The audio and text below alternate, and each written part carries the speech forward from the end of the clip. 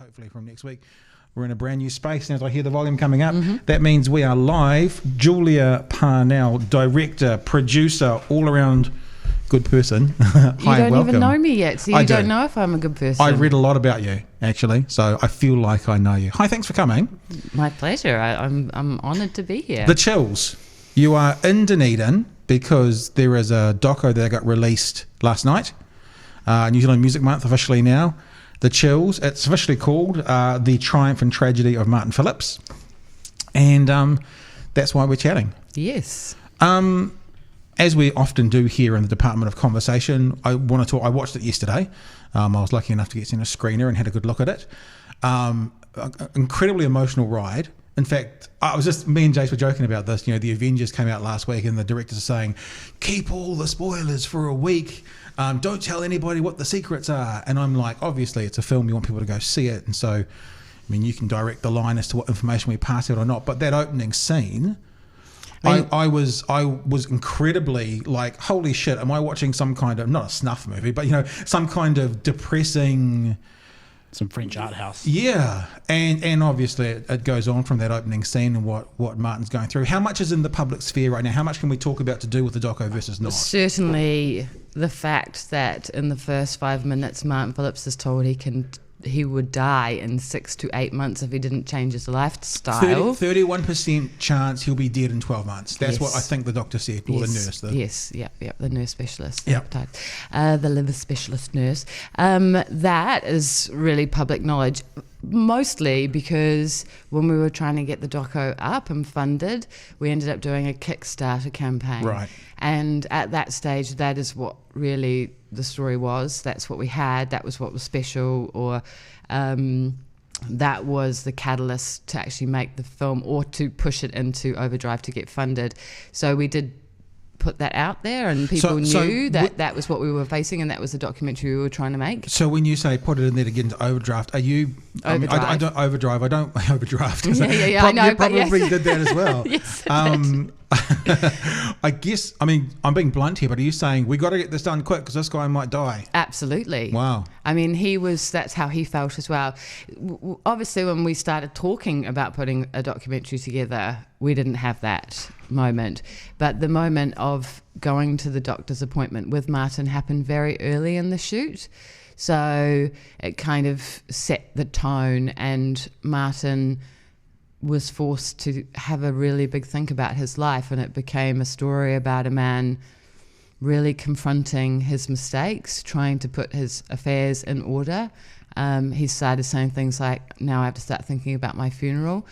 So it really gave it an impetus to be made, and Martin felt that it was his one last chance. At that time, he felt like that it was his chance to, you know, share the story. And he's a real archivist, so he's got so much stuff. It's full of everything. But he's also really, really cares about facts. Mm-hmm.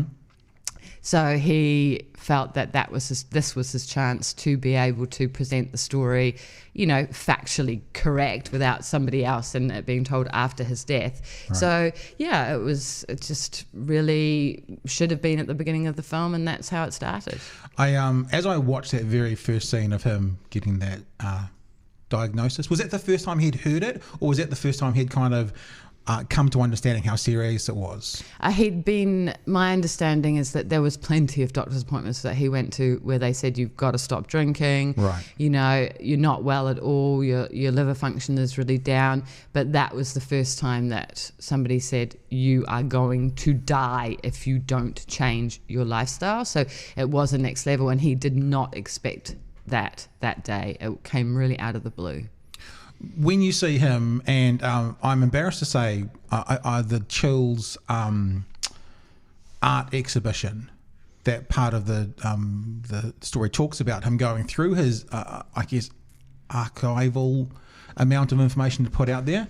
I didn't know it was on in Dunedin. Live in Dunedin. Do you know if it's still on, or are they going to bring it back for the film? Maybe they should. We should talk to them more about it. But it was such an epic job to be put together in the first place, and the Otago Museum was so amazing. Like Craig, the head curator, I'm sorry, Craig, I forgot what your exact title is, but just the love he put into that exhibition, the making of the space, and really just to house Martin's crazy collections. I mean, we've got the dead cats in there. Yeah. So that was pretty great. So are they back in Martin's home, or are they? Everything's back in Martin's house. Because what I was wondering is, you hear about people who know they're coming to the end of their life, sort of clearing out and getting their affairs in order.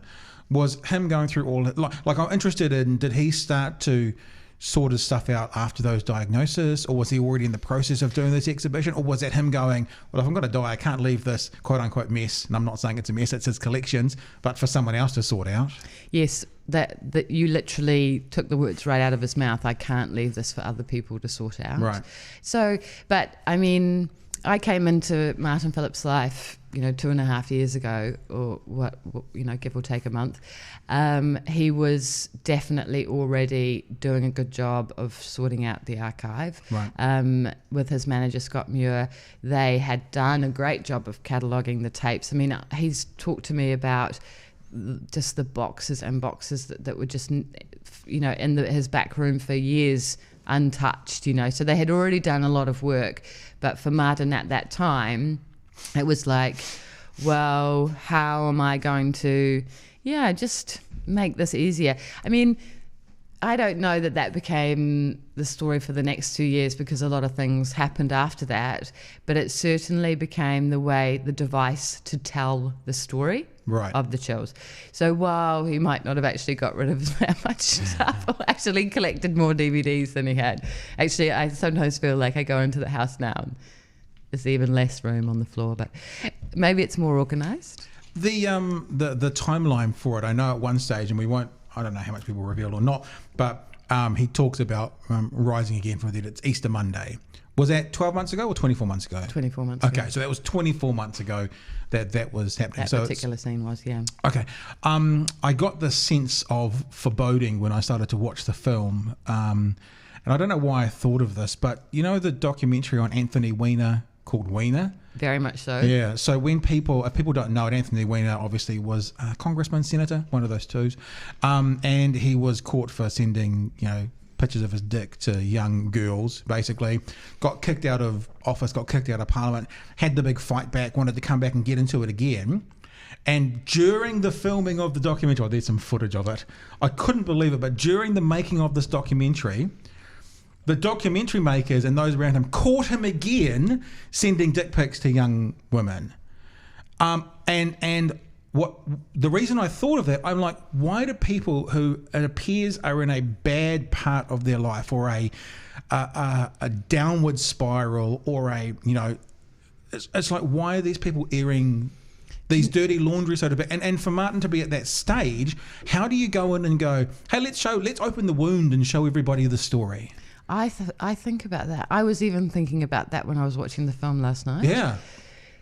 It's almost too big a question for me to ask myself, because it's my job as a documentarian to not convince is the wrong word, but to create a relationship with someone where they feel that they can say things that they want to, but also to dig deeper and to challenge people to expose themselves in ways that they might not have expected, and almost to let them feel that they can do that with freedom, not to worry so much about what the finished product will be. I'm not being that clear, but I sort of mean, like, if I convince someone, that I'm the right person to tell their story. Yeah. We know that Martin Phillipps his life has been documented. There's a myriad of articles, there's plenty of video footage. That's why we've got lots of cool stuff in the film. Yeah, there's heaps of good stuff. But so he had a story to tell, and for many years he's been telling a story about why it didn't work and why the band never achieved the full expectations that maybe were around it in the 90s, in the early 90s. He's been telling that story over and over again, but I thought there's more story here that hasn't been told from a new perspective. So you go, well, he wanted to tell his story. Yeah. He wanted to get the facts out. I, as a documentarian, thought, well, I can create a relationship of trust and honesty with this man. We'll go through the process together and you see what happens. So it's almost like that question that you asked, like, why would you do it? I don't even know that that's something that you can put to somebody. Is the answer, I don't know. Sort of, yeah. Like, I don't know, why would you? I'm just, I was, I'm making a film now about 660. Yeah, I saw that. So why would they do it?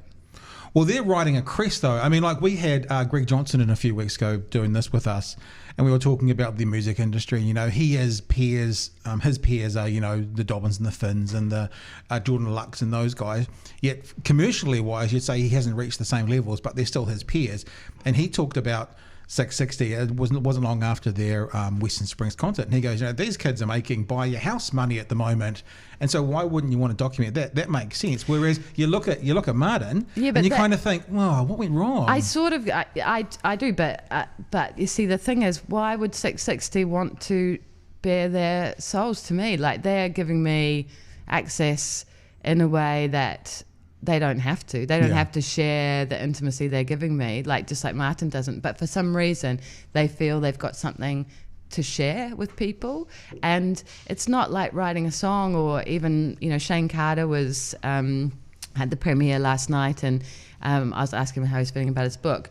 At least with his book, he's written that book. When you're having a documentary made about you, you really are handing over, and you contractually hand over all the rights. Like, there's no creative control there that those people have. So they have to feel that there's something, there has to be a trust. They have to feel that there's something that I can tell, a bigger story about them, but they have to have this trust completely to hand over their story, that I'm going to turn it into something that's worthwhile. And you have to be someone that's close enough to open up those doors to tell their stories, but I assume with enough distance to keep an element of, almost journalistic integrity, that scene where he's had a diagnosis and he's in tears might be hard to watch, but has to go. And is there stuff in your documentaries, and we can go to Notable Films and have a look what else you've done, but in this one that you went, no, that's a line too far? What's on the cutting room floor? Was there any decisions you had to make, not necessarily about the story, but about, I don't think that needs to be here because of privacy, because of what's going on? Any of those things happen? I think that we're making those decisions in the edit suite every day. Right. On everything we do, because you sit down, what was I thinking? I've got another series, Anthems, that's on Prime at the moment. It's about New Zealand music, funnily enough. But, we did 100 interviews with some of New Zealand's most beloved songwriters, and you sit down for a 3-hour interview and the story's going to be 8 minutes. Yeah.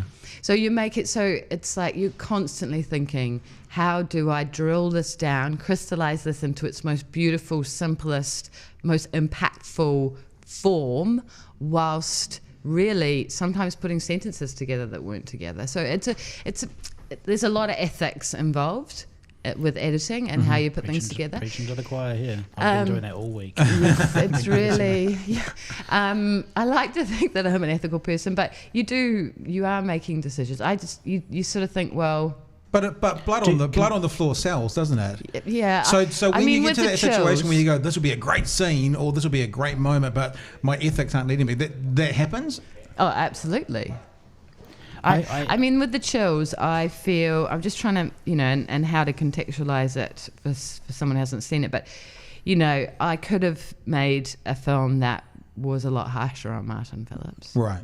I could have, because I had some content there, some interview stuff, but it didn't need to be about people slinging mud or about negativity, though there's plenty of discussion about the challenges and the harsh elements of the Chills story, or the mistakes that Martin Phillipps made, but we sort of chose to do it where people, the ex-Chills and other people that were interviewed, they're more talking about their own experience. Yes, they comment on Martin to a certain degree, so you do choose, and tonally it's like, well, my approach as a documentarian, as a filmmaker, is just to let people tell their own stories.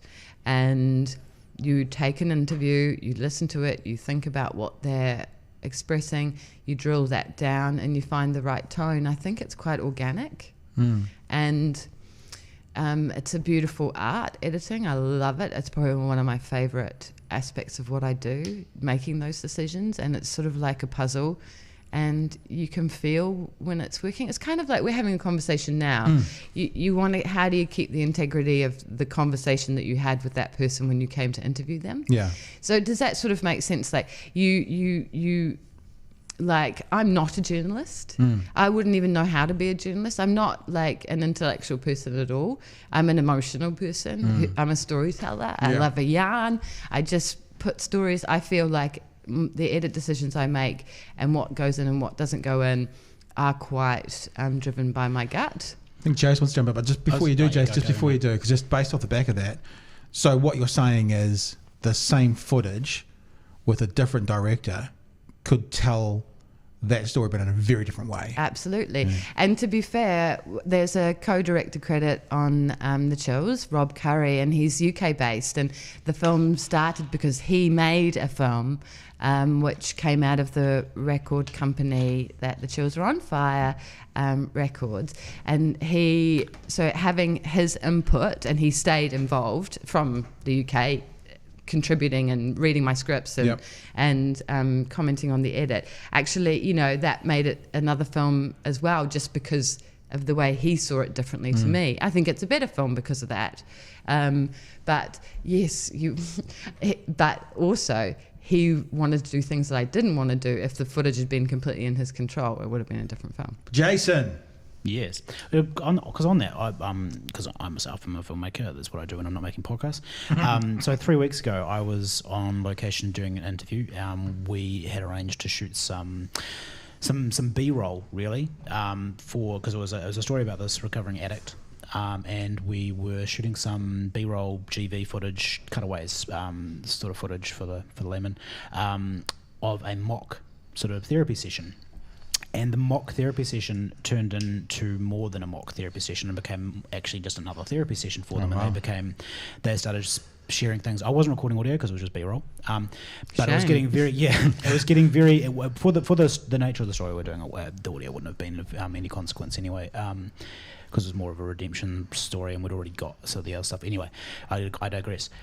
There was a moment where it was getting very real and I was shooting it and I kind of shot a bit of it and then I was like, I think I've got enough. Out of respect, I'm going to turn the camera off now. Where do you sort of sit in it? Because I know that's the essence in a way of documentary filmmaking. It's sort of it's at that moment when you kind of go, where does being a, for lack of a better word, human start, and being a filmmaker who wants to tell a magnificent, gripping story begin, sort of thing. You know, where do you just think shoot it all and make that decision later, or how do you kind of address that? Because I'm guessing it's one of those things. So do you do almost a live edit? Are you saying, Jace? Like in the moment, do you pull out? Yeah, I am. As I said before, like I love editing, and I loathe editing. I'm hopeless at rough cut editing. Like I just get my footage over to my beautiful editors. Like once I get a rough cut, I'm okay. But I loathe the rough cut stage. I can't. No, don't let me pick footage. But because I do think and I do direct thinking of edit. Yep. Absolutely.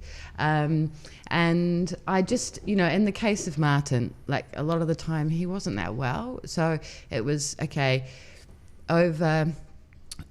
knew I had a structure in mind, like the vision for what the film would probably be like was kind of planned out already.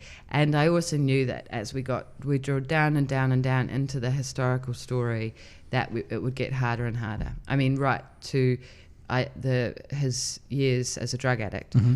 So it was kind of like just pacing that story. So I know that today we are going to just discuss this, and he might want to go off on a tangent over here, and I'll be like, let's not, So I think it's important to go into a shoot clear about what you are trying to achieve from that scene. Right. Personally, I do that. It almost sounds like a scripted piece as well. I do script. Yeah. I go, because It's not an observational documentary. If you don't script, you end up with a cut ratio of like 1,000 to 1 or 2,000 to 1 of actual footage. If you don't have any idea in the head. I mean, I teach, because not teach is the wrong word. I counsel or mentor my loading docks filmmakers. So every year we make a bunch of short documentaries for online under the banner of loading docks, and a lot of them, I think the standard idea as a documentary maker is that you do just go in and just shoot and see what happens. Right. That's kind of sounds a bit basic. It's not really, I'm sure that that's not how everyone sees it, but I do really counsel that you need a plan, because the most powerful moments are when you are trying to focus on one or two ideas in any one scene. Okay, maybe you do more and then you edit down to that thing. But I always say to people, well, you can probably only make 3 points in one scene. Yeah. So what's the point in talking about everything? Let's really hone in. And I think that might be something I'm good at. It's interesting. I hear, I adore documentaries. Like, I'm the guy that if I'm, how some people, if they're kind of blobbing on the couch or whatever, it's trash TV or it's whatever. I'll watch a documentary. I'll get online. I'll watch a documentary. I'll get on Netflix. I'll watch a documentary. That kind of stuff. That's my thing. I love it. Good on you. And it's interesting when you were talking before about a couple of things have come to mind. A couple of other documentaries, if you excuse them. When you're talking about the previous members of the Chills, it made me think, of course, of the Foo Fighters documentary Back and Forth. Yes. Which is like one of my favourite documentaries of all times. And on parts of that, Dave Grohl comes off like a real dick. Like when he lays the drum line in the second or third album they made or whatever, and the new drummer was basically left out of it. He looks like a real dick. And again, maybe that's the trust someone enough to tell the true story, but for that person who's telling the story to have enough distance to go, we're going to put all this down.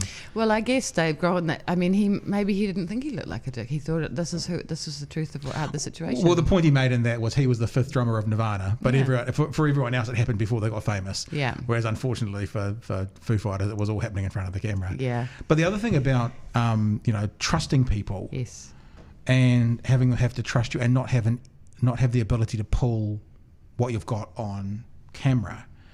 Louis Theroux, and I haven't actually seen this yet, but his Scientology documentary, that was the big screen one, because I know he's done a couple of little ones.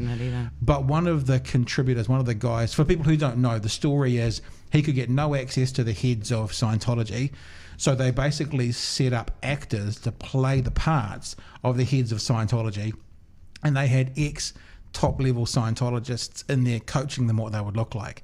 I think it might be Marty Rathbone, it might be one or two of the others, after the documentary have come out, have actually done that. They've gone, we're unhappy with the documentary that Louis put together, even though they were involved in the documentary, but of course they've got nothing. Have you ever experienced that kind of afterwards, someone not being that stoked about what's been going on? We're dealing with, there's one person who's not very happy with us, who's the next Chill, that we're talking to at the moment. And he's just seen a section of the documentary, and I can see his perspective, because it's just a big moment in his life drilled down into a few words from Martin. But not really. I haven't had it that much, to be honest. And maybe do you have to worry about do you for your docos, this sort of thing, have you got E&O insurance? Yes, for a feature film like this. Explain to those of us who aren't in the trade. Let's watch the jargon, people. E&O insurance. There is no emissions. Yes, hence why this particular person is not very happy, because we sent him the tiny section to try and get his sign off.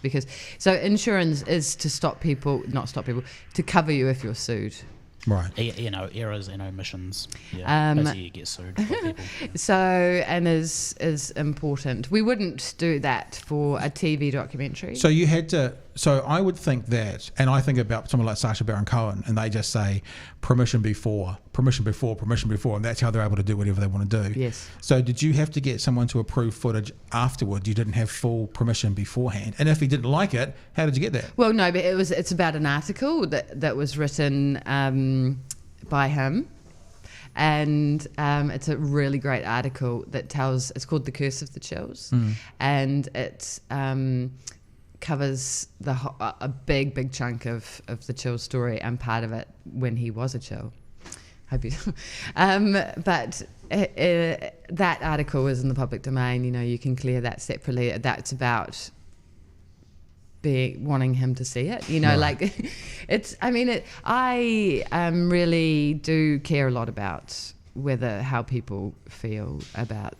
Yeah, I was going to say, why are you talking to him? If it's all okay and all legally, are you talking to him just because you don't want him to be fucked off? No, I don't, and it's a shame, and we'll see what we can do to resolve it. But it's not a big deal. Like, it is a big deal, but it's not a big deal. But it's not a big legal deal? There's nothing that can... It's just someone who's a bit pissed at some way part of the story's been told. Okay. I'll tell you what, I made a documentary on the drug court in Auckland.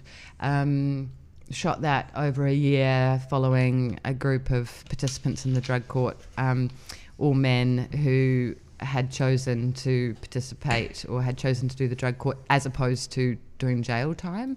And the reason I bring them up is because they're actually quite vulnerable, those people. Right. And because I was dealing with the court and the judges. And so in this situation, what I sometimes do is say to people, you've got 7 days to come back to me. Or even I just say all the time, if you wake up tomorrow morning and you go, why the hell did I say that? I really wish I didn't say that. Call me and we'll talk about it. Like, I'd rather have a conversation and say, well, I want people to be happy with what I've made for them. I'm not trying to do exposés. I'm trying to tell human stories. Mm-hmm. And humans are flawed and they make mistakes. And part of that is also sometimes saying something that you wish you didn't. And I'd rather not put that in 9 times out of 10. And so in saying all that, how's Martin feeling? Well, is he overseas at the moment? No, he's here. Oh, okay. I contacted... Didn't you see us on page 3, our photo from page 3 of the ODT this morning from last night? Why isn't it front page? What else is bigger in Dunedin at the moment? Bring up the ODT. Let's have a look at that image. So how's he feeling right now about it? He's really happy. Honestly, because I sat in on some of his interviews and... with press, and he tells people it's like the best music documentary he's ever seen. Of course he does. It's quite gorgeous, and it's special. No, I think he's really happy. Well, I know he's really Will happy. This give him, and I know part of the documentary talks about his music that he's creating at the moment, so I guess part of the spoiler that people now already understand based on the Kickstarter as well, as he didn't die. No, he's not dead. So he's not dead? No. So he survived that 30% chance of death within 12 months? Yes, he did. I was wondering as I was watching it as well, I wonder if there will be more attention on his music, if this will help his music, his later stuff now. My goodness, I can't even describe the difference. 2 years ago, whenever it was, 2.5 years ago, when we started filming, we were in a place where he had already released Silver Bullets, which was the first Chills album in 20 years. 2014? Yes. Yeah. And that was great music. Yeah. It was starting to come in, it was starting to express himself again, and it was well reviewed and well received. But then the new album, which we feature in the film Snowbound, is just the next level of that. And I have seen the crystallization seems to be my favourite word at the moment, but I've seen the band, just come together and gel in a way that I don't know if even they thought was possible 2.5 years ago. And to see the difference, the performance they played, I filmed them at the Cook, and that was a great show. It was a great show, it was fine, it was good. But then to see them playing in South by Southwest last month for where we also premiered the film, I was just like, oh my God, this band is amazing. Like, maybe I've got completely converted now, I'm not sure. But anyway, they're just playing so well. I don't know. Well, I guess to a certain degree, because it feels like such a phoenix rising. Yeah. I'm just so impressed with the music and the band and the interest. The Rolling Stone said that it was like the Chills won South by Southwest. The Rolling Stones said that. So Follow-up documentary? maybe, yeah. Part 2. No. What will it be? The triumph and more triumph. Well, Martin always Phillipps. wanted me when I told him the title, because I only came up with that at the last minute. It's just been the Chills film the whole time. Yeah.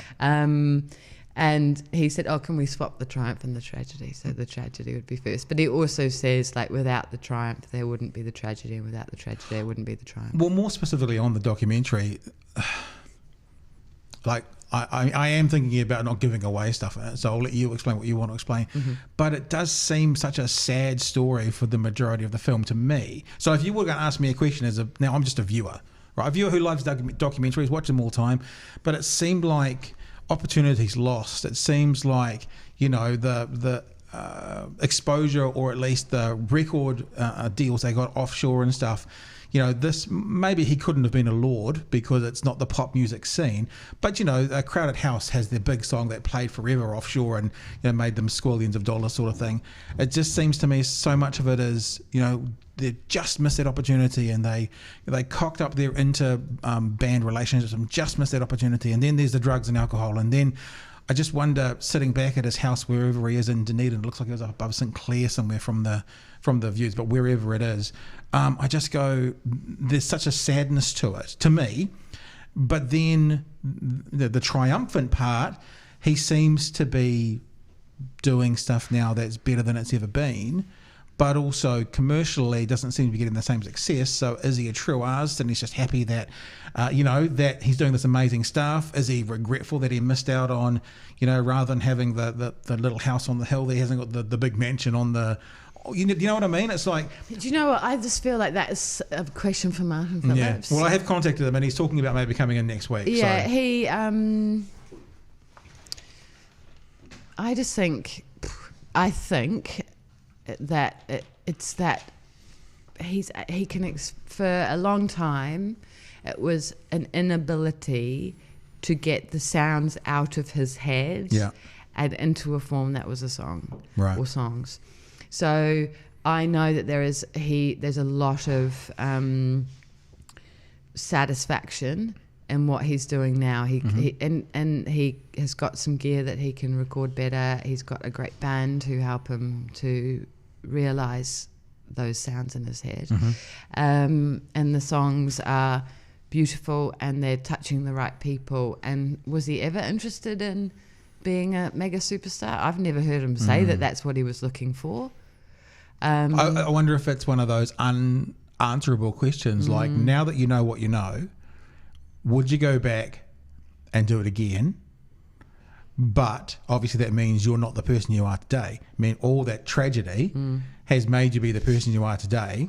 Or would you like to go back and do this again and maybe make some different decisions? I wonder what he'd do. No, he wouldn't. He wouldn't go back? He wouldn't go back. He'd no. want to be where he is today, the person he is today. Yeah, I think so. Wow, that's amazing. And I don't think that he's got no regrets about the drug years. I mean, he does have regrets.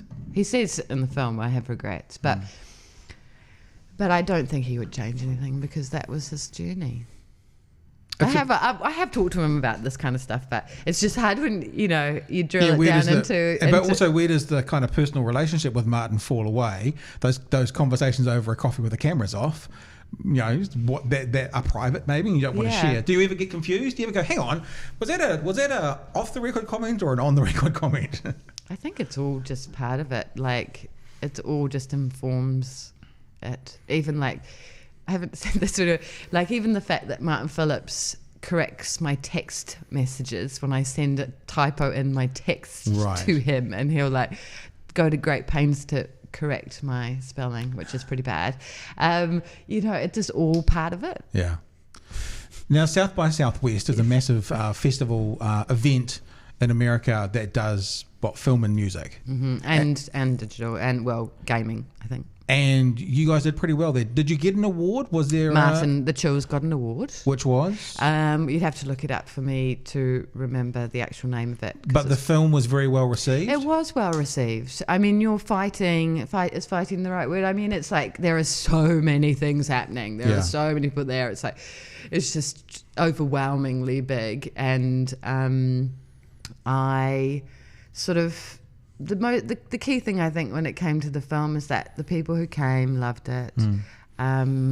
It was the right place to launch it, like having the band and the film go at the same time worked really well, like and people will probably sick of hearing me say this, but like just hustling with flyers at every Chills gig to try and get people along to our film. So you have to work pretty damn hard at a festival like that to get audiences along, but we got great audiences, we got great reactions, we got some really good press out of it.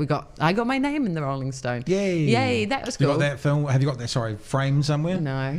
And where else? I mean, like, is this a Sundance entry? Is this, what else is this going to do offshore? I don't, I feel a little bit like I've handed it over and I'm just on a train to see what happens. I think very soon there's going to be an announcement for Australia. So I'm looking forward to that. In terms, we've got something that's in Ireland, but they're film festivals and you just have to wait. We have a sales agent because Madman distribute it in New Zealand and Australia, and so Madman are like our close partner, like they're our biggest kind of supporter to get the film out here, but internationally you need somebody like to sell it. So it's just, we're just waiting to see what that but South by Southwest, that'll be the place you'd want to get some it's not really business a sale cards. Yeah, sure, but it's not like a sales place. And it's like the sales agent will hopefully get a distributor. They might whether they get an American distributor and then that then goes on to get onto streaming services. It's just a part of the process and it takes time, and it really, hopefully, I'm feeling really good about last night. I think we're getting good buzz. So in other words, hopefully that will make it more interesting for it. It was the premiere in New Zealand last night at the Regent Theatre in the Octagon. Full house, pretty much. Yes, I can't even believe that many people. And I was like, because it is my first major film. Okay. Big screen feature. I've got one other, Wilbur, The King in the Ring, which is also a Dunedin story, which I directed with Ollie Lux. And so, I'm like hard out Dunedin. Yeah, what's going on? And there's 616. I know, it's pretty cool. Well, it's just you're on a pathway, aren't you? And these things kind of come to you because you're in the right place at the right time. But so Wilbur was there last night. He just messaged me before and said he was proud of the film. But anyway, I'd made that, but I hadn't. This is really, The Chills is my big screen debut, really, as a director. Yeah. Directed a lot of TV. So I was like, what's it going to be like with all those people watching my film, because it's quite an intimate process making a documentary. Mostly it's just me, Tim Flower, the DOP, and a sound operator on location, and then me and Dion Schmidt in the edit suite. It's like, we're just doing it in this small kind of way. So what will it be like to hand it over? And South by was some sense of that, but that was kind of a few hundred. Yeah. That was, I don't know how many, 800 people. Yeah. And I thought, frick, what am I going to feel like? But actually it felt really intimate there too. It's interesting because as you say that, I think about your art. It's your art being judged in real time with you sitting there. Like if someone's a painter and they've got a painting in an art gallery, they might be in there to see it at some stage, but 99% of the time, someone sees their art, the artist isn't there. And I guess for the film now, when it opens nationwide, I'm assuming that's the next plan today. Nationwide, go and see it.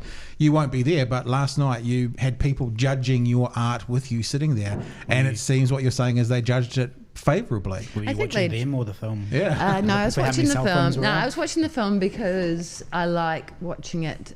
I enjoy watching it, actually. I enjoy the process of watching it again, and I can because I like the music and so on. But I'm just judging my own work at that point. I'm just thinking, how many recuts? How many edits? Oh my God, the beginning, like 20 times we recut the beginning. There's like nothing. 20 times. As a fellow filmmaker, I know there's you can watch a film 1,000 times in the edit suite. The second you show it to somebody outside the edit suite, you start to notice so many things you would have changed. Yeah. Is there anything you'd change now? Just some of the process around, and this is where my inexperience probably was, just around grading and sound on a feature film.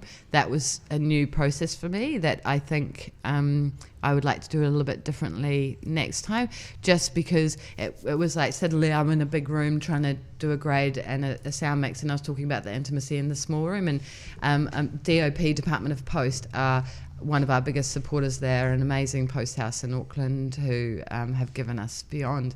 I couldn't even know how to thank them because they have just been so generous. Because for those who don't know, colorists are freaking expensive. And I said to James last night, because he was here, next time, can we put me in a smaller room to start with so that I can do it in a way that I can see a bit better what's going on the timeline, like on the computer, and then we go back into the bigger room. So that's something I learned. But so there's some stuff around that, but actually, nah, man, it is the film that it is. Like, it had its time, it got finished. I know Dion, the editor, like, he struggles to watch it. He can't watch it. I think he just is like, I can't see beyond the cuts, but I can see beyond the cuts mostly. One of the things I liked about it was there was some obvious shots from the 80s, Dunedin in the 80s. And you were looking down, whether it was Princess Street or through the Octagon or down at some of the shots, might have even been down Bogle Street. There were some shots in there, and then it cut back to modern day, and I'm like, looks exactly the same. It does. I'm like, other than you could have a 70s filter over something you filmed last week, which I thought was hilarious. I'm just sitting here looking out of your window out, towards Martin's house, and I love Dunedin. I think it's really interesting and beautiful. I find it fascinating that there's this beautiful coastline that's just not, you can't even really engage with it. It's just an interesting geographically, and to try and shoot it took a long time. Right. Like a lot of, actually, if we're talking about things that ended up on the cutting room floor, so many shots of Dunedin didn't make the film just because it was hard to get the angles. I mean, Tim Flower would have to talk to it. Also, it was the most rewarding when we did get it, and maybe because the story needed to be locked, so we knew better what we needed to shoot. But so did you come back and do sort of pickups, sort of not stuff? Well, not pickups. I don't really believe in pickups. I believe that it was like time to come and shoot the coverage. Sounds like Quentin Tarantino. Tarantino always says, when they ask him about director's cuts, and he goes, there's no director's cut. I'm the director, and the film that I put out is the director's cut. Yes. I want that to be the film. Yes. So there's no extended version. You will get the cut that I give you, which is my cut. I'm the director. Yeah, that's Quentin Tarantino. But I can't, has that written into his contract. Yeah. Most directors wouldn't get away with that. But hey, Martin, as somebody who is like a crazy DVD collector, the amount of times that man has asked me about special features, I can't even begin. But actually, there will be a DVD with extra special features because that's part of my contract with Madman. And there are some cool scenes that didn't make the film, which will be in the DVD. And there's one that was almost going to be the beginning of the actual documentary, where Martin goes to the warehouse DVD shopping. Oh. And I really love it. It's so funny. So I'm looking forward to being able to share that. And there's no Scooby-Doo ending, 3 different versions at the end. And no, there was only one ending. It's a really good documentary. Thank you. It's a really good documentary. I'm proud of it. Yeah, and I think that I hope people go and see it. Do we know, is it hooked into a particular group that are putting it out, or is it just everywhere today? It's everywhere, and if you go to thechillsfilm.com, it will take you to Madman's website, and they've got all the cinemas listed. Yep. So that's a good way to find out where it's playing. Now, you also started off the funding for this on, is it Kickstarter? We did a Kickstarter, yeah. Which is interesting in itself, because Kickstarter, you need to have an American contact already, because don't you need an American bank account or a number? No, you can just do it through New Zealand? Yeah. And tell us about the process that went from idea to Kickstarter to, obviously, the Film Commission got involved. Well, no, they were already involved. Right. So I was thinking about, essentially, with a feature film, unlike maybe if we were doing a digital project or a television project, you'd get your broadcaster for a TV project, and then they sign on, maybe put some money up, and then you go to New Zealand On Air and they fund the rest of it. Yeah. With a film, it is about investment. It's seeking to have a financial return. So that just changes everything. with the way you're putting that together. So just say that it's seeking to have a financial return. So you need to make something profitable. That is the idea. How often that actually happens in reality? Yeah, not that much. But is there a budget for this that can be like normally on a Wikipedia page? It'll say what the budget is. Even for Taika's New Zealand films, it says that. Yeah. What's the budget for this? Just under $1 million. Right. But I can't. It seems like such a lot of money, but man, no, it's not. It's so not, because I thought, like I'll make my TV docs. Like I made the whole of Anthems for, well, not a little more than that because it's 1 hours, but same budget, for that much television versus the film. But it is, as we say, it's the scale of everything changes. The expectations, the insurance, the cameras, though nod to Queenstown Camera Hire because Brett Mills basically gave us cameras. I mean, he really believed in this film and made it happen, made it as beautiful as it is. I don't know how he'd feel about me saying that. He's not going to do it for everybody, okay? I just a massive camera. What did you show? Was it Ari Minis or? Yeah. Yeah, there we go. Cool. Thank you. Again, jargon. Yeah, it's just one of those. So back to 101 film financing. Whether I'm the right person to be doing this, I'm not sure. But so for the film, you're seeking a financial return. So to be funded by the Film Commission, they are judging their investment against marketability.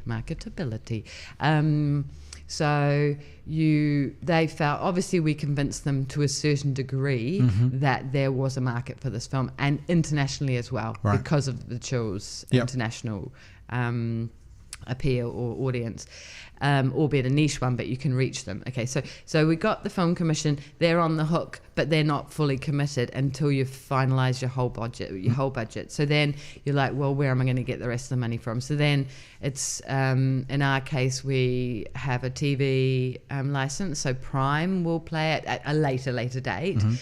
So we sort of pre-sold the TV license. Right. And then that enabled us to get the support of New Zealand On Air. Yep.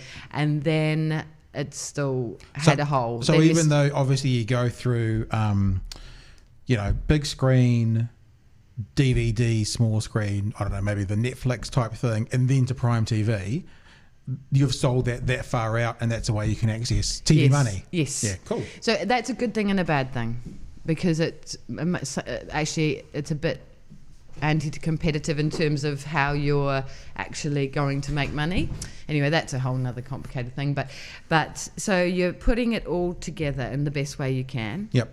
And then we had some private investment. So some very special individuals who either believed in me, wanted to support me to make something, and believed in the Chills and wanted to support that story to be told. So there was some money, private equity. And are they more angel investors, or are they looking for an ROI as well? I mean, of course they are. That's the idea. I think you have to be realistic. It's a bit of a psychic investment, right, with film. I think there has to be an element of wanting to do it to support the art, but unless it's Guardians of the Galaxy or the Marvel films. Yeah.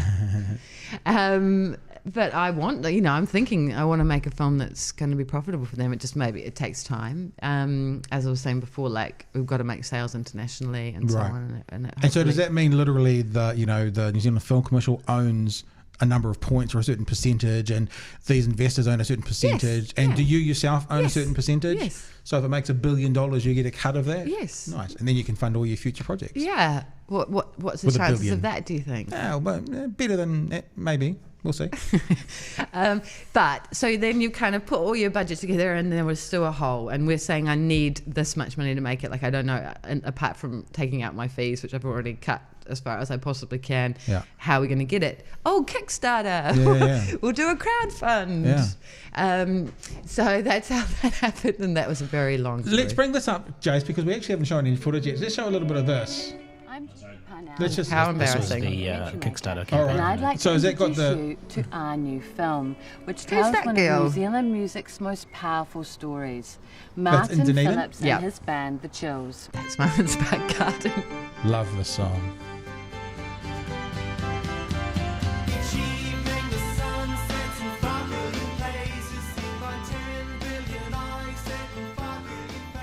It's one of those things that the soundtrack to the Chills. I'm born 73. It's a part of the soundtrack of my life. My older sister said to me yesterday, "Oh, you're too young." But I remember the sort of 90s and onwards. It's nice having someone say you're too young. That doesn't happen very often anymore. And what I find with them is a song like that, for example, everybody knows it, but maybe not everybody knows where it comes from. It's because it's an anthem. It's a New Zealand song. It's a soundtrack of this country for such a long time.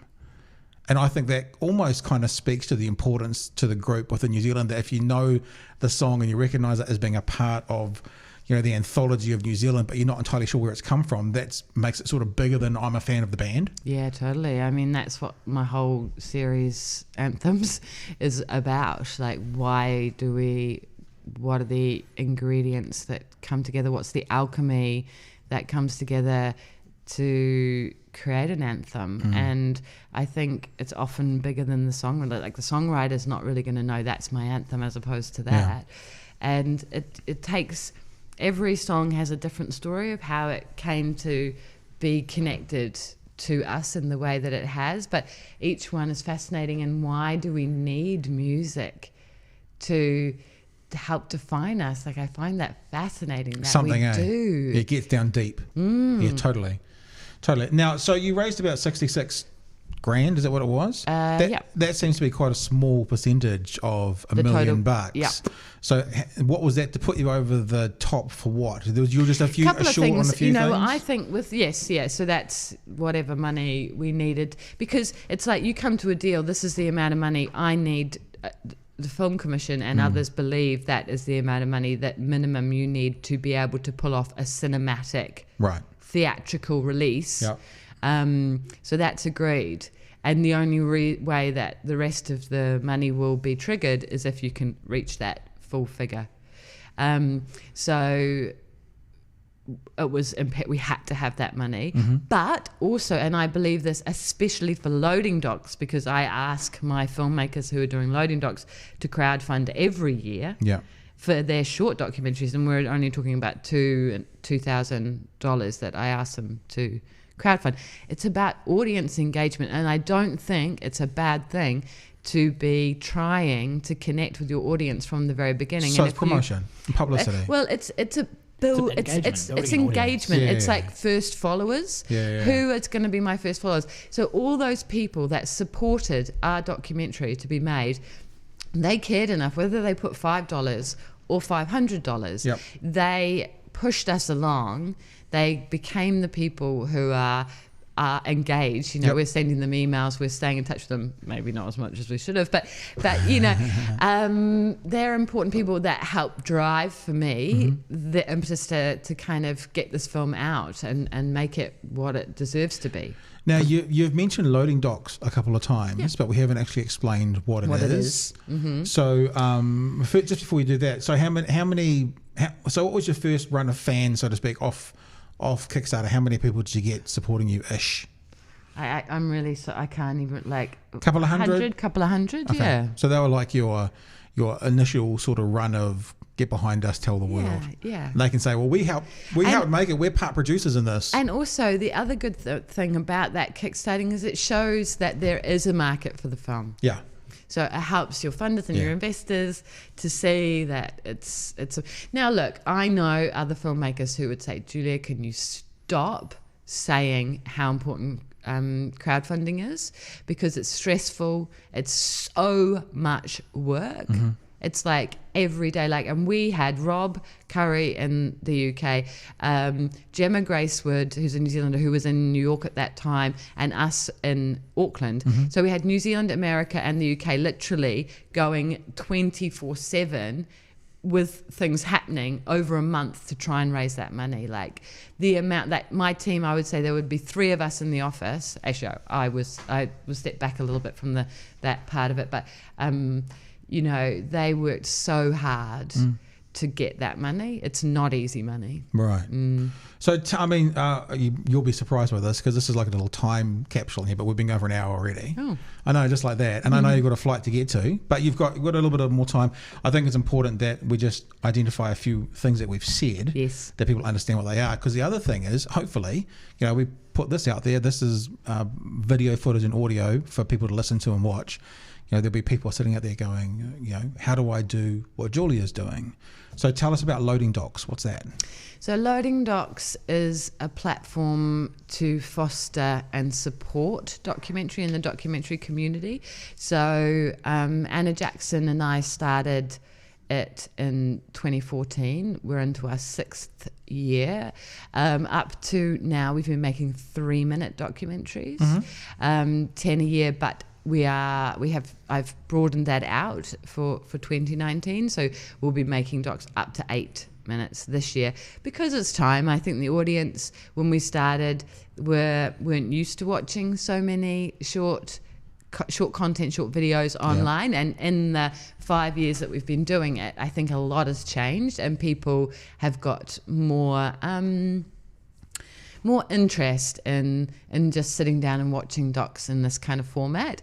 So I'm interested to see how we go when they're a bit longer. But we run a talent development, creative workshops and things around it as well. Yeah. We try and, we've had quite a lot of feature docs that have come out of so Loading they Docs. start as a 3-minute and they turn into a feature. I had 2 that have gone from actual short to a long, but I'm talking about the people, their progression, and we've been able to help support people into their features.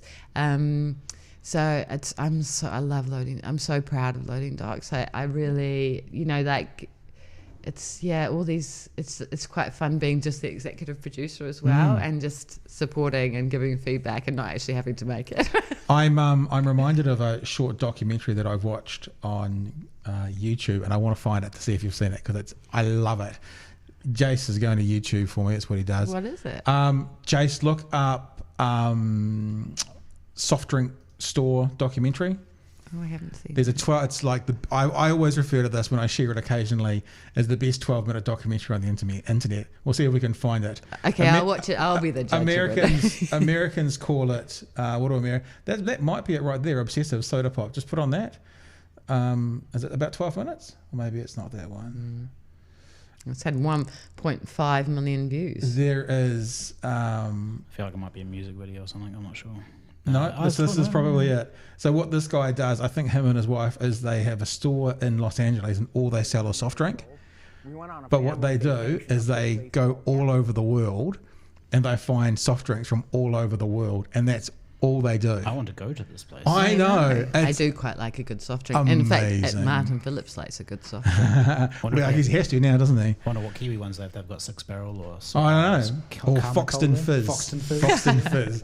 This is what I reckon. I love. About every 2 years, I go, what's it? And I go back and have a look at it again. Okay, so we should put a link to that on the Facebook page, Jace. If people want to see, not to drag away from the New Zealand content. They should be watching my Loading Docs. Yeah, and Loading Docs as well. We'll make sure we get those links out there. Yeah. Where to for you from here? It's an interesting time. I'm really thinking about that. What about, maybe not even just for you, or I'm interested in documentary filmmaking philosophically, is it getting, because of the technology and that being so much more democratized these days, is documentary getting better? Is it getting worse? I know for a while there was a bit of a dark age where New Zealand On Air funding for documentary, in inverted quotes, would just go to reality TV.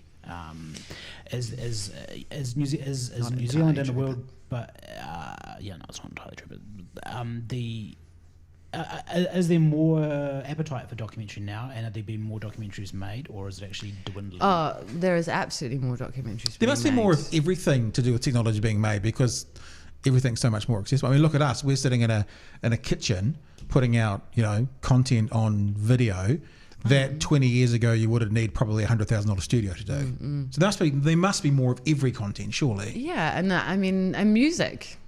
People can. It's easier to make music because you can do it in your bedroom, as they say, in your bedroom. But I feel very positive. Look, I've been very privileged over the last certainly I've had notable pictures for 8 years. Like I've had a couple of docos every year. It's not, so I've been privileged to be able to make a career being a documentary maker. What about the behind the scenes stuff? Does the NZ On Air funding rounds, that kind of stuff, have you got a handle on that, or does that drive you mad? Oh, no, it's it's what I do. It's my job. Yeah, right. I think it's... Got to know how to play the game. And the game is fun. Yeah. It's like you got to love all aspects. Yes, it's hard. Yes, but to be in my position, telling stories for a job, it's pretty special. And you should have to work hard. Yeah, I know what you mean, because even doing this kind of thing in my other life, I work in this world sort of thing. Even when I've had a really rough, tiring day and I get home and I'm exhausted, I go, I'm not digging ditches. It's like I get to play for a living sort of thing. I get to make up stories, play for a living, help other businesses put their product out there, and it's a lot more complaints. Yeah. Just for people who are listening, because I always forget that we do video this on YouTube and Facebook, but for people who are listening, that little doco we were just talking about is called Obsessives Soda Pop. Obsessive Soda Pop. So if you can't find the link, then if you find that on YouTube, you'll find that little 9.5-minute documentary, which is very, very cool. Hey, I feel like we're kind of coming to a nice and natural end. It's sort of what we do. I think that was that. I had that one question. Jason's desperate to ask you something. And I think every person in New Zealand that knows of this will probably be wanting to answer this. Is Wayne Anderson legit?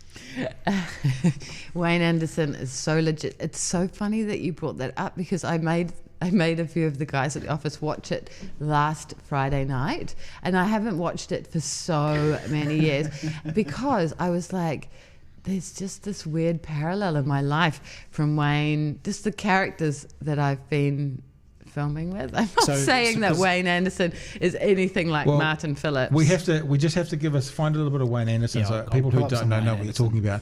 So he's a Wayne Anderson singer of songs. Wayne Anderson singer of songs. His quest to break out of the rest home circuit and make it big in the New Zealand music scene. Is everyone in that series legit? Because as soon as I see the guy in the DVD store, he looks like he's a bad actor. Yeah, Orlando. But Orlando is still being himself. Right. I pots and pans covered, and there's that avalanche of pots and pans on your kitchen floor. It's just a music. It's not musical whatsoever. One of the things that's interesting at the moment is the mockumentary style is becoming mainstream. I mean, it has for, I guess, quite a while. But it is hard to tell. Actually, yeah, but... Like, are they playing it up, if nothing else? And Wilbur, The King of the Ring, is a documentary comedy as well. So I think you talked about the sadness that you felt watching The Chills. I see it's so funny. Like, it makes you laugh. I think it's important. I don't know. I don't want people to think that all people who are not documentary watchers, there's joy and laughter to be found in real life alongside the challenges and the pain and the trauma. And then sometimes you also come across competitive tickling rings. Yes, exactly. it's isn't the that a weird unusual. documentary? I'm interested in the unusual. I'm just interested in crazy, interesting people. Do you know what? I watched that David Farrier documentary on the plane, and I had my iPad and I was watching it, and then I realised in some of those scenes, oh my God, the person who's sitting across from me probably thinks I'm watching some porn fetish film. Yeah. So I couldn't watch it on the plane, not because there was anything porn fetish, but if they saw me in my headphones watching these men tickle each other. I love flying to see what everyone's watching. It's really interesting. I like that part of it. So today you're out of Dunedin. Yeah, I'm sorry that you're leaving Dunedin. I mean, you're leaving the best place in the world. I know, my spiritual home, Dunedin. And you're obviously heading back home. And work to do. Is this finished now? This documentary, like, are you basically going? No, well, I got to finish. I've got to deliver those. I've got to deliver it to Prime, and I've got to deliver the special features. There's still a bit of work to be done. Go to to be the fair. dark studio and go, well, in this scene here, we can see you there tonight. I've got to finish Anthems. Got to finish delivering that, and so there's no rest for the wicked. Got some 660 shoots next week, and all the loading docks people are shooting at the moment. So got an edit workshop coming up in a couple of weeks with them, and then I got to start thinking about what I'm going to get funded next, or what's going to pay the bills next year. Oh my goodness! I actually, this is a completely random question. It's kind of like me, just actually asking you personally, but were you ever drawn to make narrative, I made to narrative over documentary. Obviously, documentaries are narrative, but were you ever doing drama? I've produced a couple of docs and award-winning ones at that, I might add. But do you just prefer the realness of documentary or over the sort of at this setup stage in my life, I'm really enjoying growing as a creative and learning every day how better to go into people's lives and document them in a way that can show us all something, like that's what I'm doing. I'm loving that. I've still a long life ahead, so we'll see if my path goes that way. All right. Let's just get a few things out there. If people are listening and they want to, or watching and they want to know about Loading Docs, they're kind of going, "Oh, that sounds like a bit of me." Where'd they go? Loadingdocs.net. Loading Docs, DOCS, .net. People want to know more about the Chills film. Go to thechillsfilm.com. Thechillsfilm.com. And or on social, we're everything The Chills Film, and Notable Pictures, my company, has got lots of details there too. Yeah. Hey, thanks for coming in. Thank you for having me. It was quite fun. This has been quite fun. Will it be only like quite fun? Well, it wasn't actually it's fun. always going to make fun. you. It's like you're always going to be slightly paranoid when you. I think what we're trying to do is actually like when Greg Johnson came in with his manager, they were a bit like, oh, and at the end of it, they went, oh, I get it. And what we find sometimes, AJ, is people come in and they're a bit guarded, and then we wrap up for them. They hang around for 20 minutes talking away because they realise when there's, even though if it bleeds leads, that's not our style. I text messaged a member of 660 yesterday, which was and I said I've got a little bit more empathy now because I've done a few interviews. It's like my 1 week of being famous, right? Where people are actually interested in what I've got to say. So, and it's pretty interesting just being the person who's answering the questions instead of asking them. It's fair to say there's a reason why I stayed behind the cameras. We would have you in any time, whether it was a famous week or not. Thank you. So next time you're in Dunedin, look us up. Okay, well. Good luck with the film. Thank you. I'm sure that it's going to go far and wide. People get out and see it sooner there's some little Avengers film. I don't know what this is all about, but this is going to be bigger. I won't even go into There's that. no question this is going to be bigger. So we can just do spoilers right now for the Avengers. Ruin it for everybody, and then but they can I would go never off and watch see that, this. so I wouldn't even know what. I don't even know what it's about. Yeah, me and Jace wouldn't either, would we, Jace? We're above that. No. Martin. Didn't go on the opening day with my 3 daughters. Didn't do that. But yes, people should go this weekend to watch The Chills because it is a small indie film and it will get out of cinemas quickly. So we want as many people to watch it now and weekend. drive it up and support New Zealand music. It's the 1st of May. It's New Zealand Music Month. Support local storytelling. Support local New Zealand music. Yeah. Perfect. Good pitch at the end. We like that one. Loading Docs, The Chills film, Julia Parnell from Notable Films. Thanks for coming in. We enjoy you coming in for your famous week. Okay, good. All the best.